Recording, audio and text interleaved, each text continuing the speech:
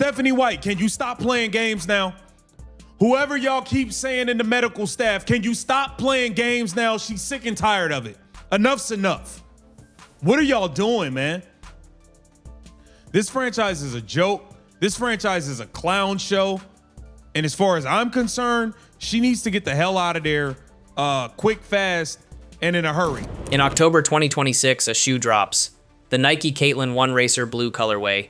8 years, $28 million. The richest sponsorship contract ever handed to a women's basketball player in the history of the sport.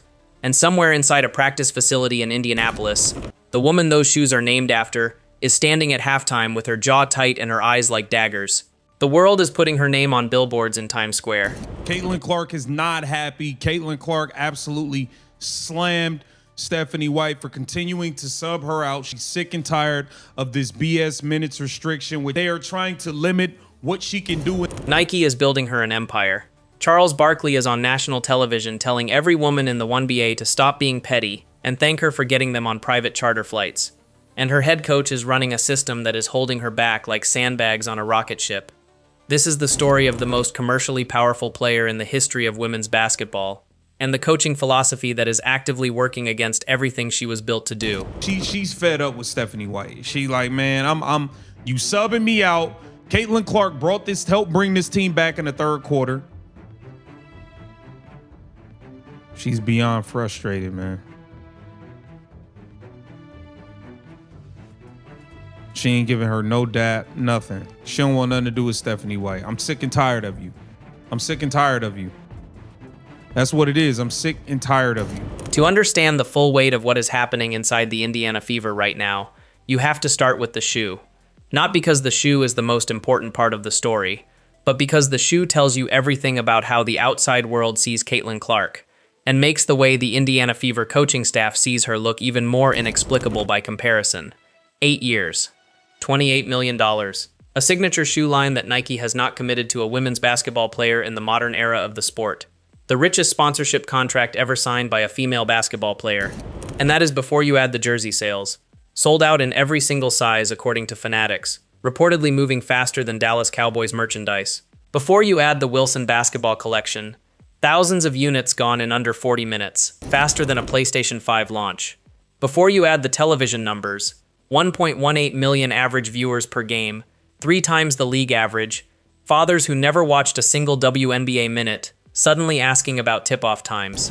Before you add the Times Square billboard, the Kobe connection through Vanessa Bryant's personal note of support, the $2.2 billion media rights deal that exists, that was even possible, because one player walked through the door and made it impossible for television executives to look away. The Caitlin Clark effect, that phrase has now appeared in the Wall Street Journal, on ESPN panels, in boardrooms of networks that had not aired a WNBA game in a decade. Nike understood it immediately. They did not ask her to fit into an existing product line. They did not slot her into a pre-existing marketing framework. They built her an entirely new shoe, her own colorway, her own identity, her own commercial universe. For myself to be able to have a signature shoe and, for young boys and young girls to be able to, hopefully want to wear it and be able to put it on and, dream. You don't have to be a basketball player, but dream to achieve whatever you want. And I think that's what I hope people feel when they put the shoe on. And also that's really comfortable and it looks pretty cool too. And then she walked into practice in Indianapolis, and the coaching staff asked her to slow down. Clark charging toward the bench, jaw set, eyes cutting through the crowd noise. Stephanie White trailing behind with her clipboard, attempting to deliver instructions over the noise. And then, the confrontation. Clark stopping mid-stride, turning squarely, shaking her head, gesturing toward the court, saying something that froze every assistant coach within earshot. It was not dramatic in the way sports media loves drama. It was not a showy collapse. It was not diva behavior. It was a top-tier competitor who had spent weeks absorbing miscuts, delayed rotations, possessions dying in corners, while she stood completely frozen out, finally saying out loud what the performance numbers had been screaming for months. Clark couldn't even make a move to try to keep Burton off that rebound, and Clark is very upset. You can see the officials saying Caitlin's been warned right now and giving her a little bit of leash. Sandbags on a rocket ship, that is the phrase. And here is what makes that phrase so devastating in the context of the Nike deal. Nike spent $28 million on the rocket ship. The Indiana Fever coaching staff is still adding the sandbags. Let us be precise about this coaching conflict because the mainstream coverage keeps reducing it to a personality clash.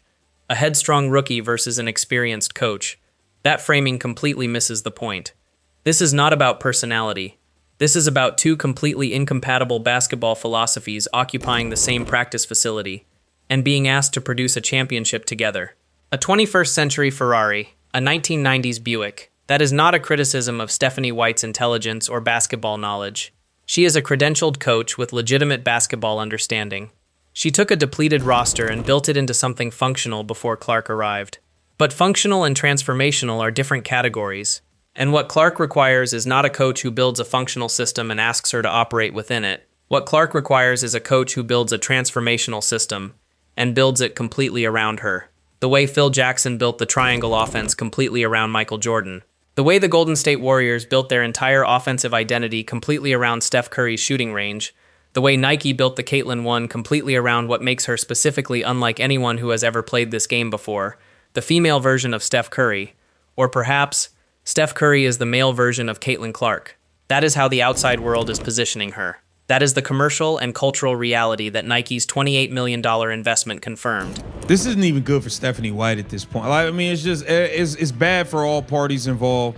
I think they need to go ahead and end this situation, and they need to move on with either a new coach or they need to trade Caitlin Clark.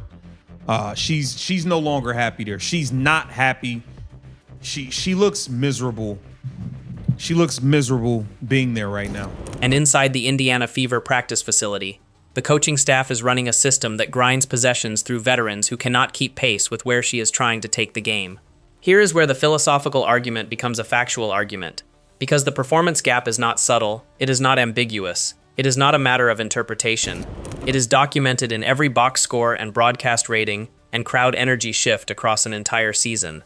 When Indiana plays fast, when Clark controls tempo, when the floor is spread, when every possession begins with her decision-making, the results are undeniable. 3 deep threes, under 5 minutes, the audience going nuclear, teammates suddenly cutting with purpose, the offense breathing for the first time all game, a 30-point quarter that made a mid-tier jumble look like a postseason contender, and then the whistle, the substitution, the rotation that pulled her at the exact moment her rhythm was reaching its peak, and everything stopped. Hands up, possession dead. The most commercially valuable player in the history of women's basketball standing in the corner while the offense disintegrates around her. Caitlin, for you, what do you think they did just defensively to make it a little tougher tonight than usual? Yeah, I mean, I got some good looks. Obviously, it's hard. I think I played 10 minutes in the first half. It's just struggling a little bit to find a flow.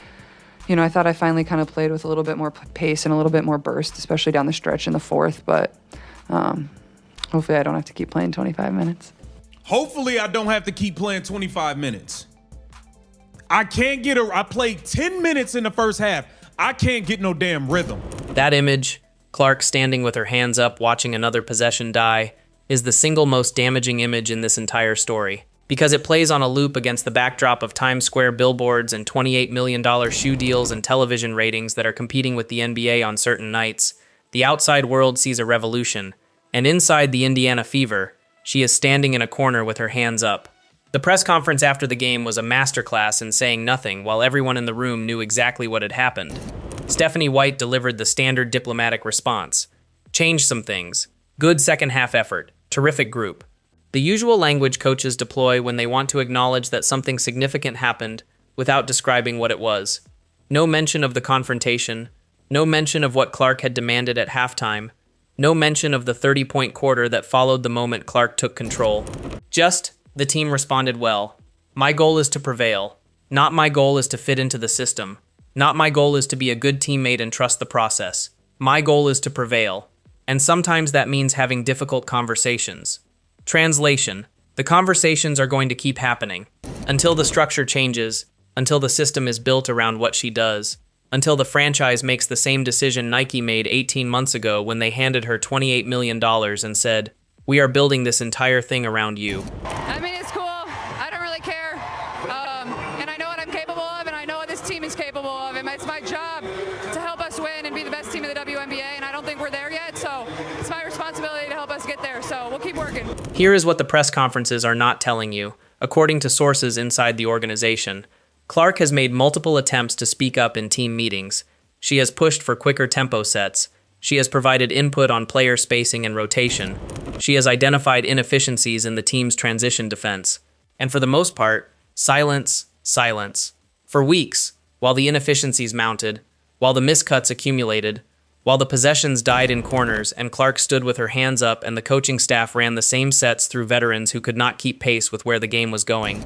They keep finding every reason to sub her off. The girl can't catch a rhythm to save her life, and it's affecting her game at this point.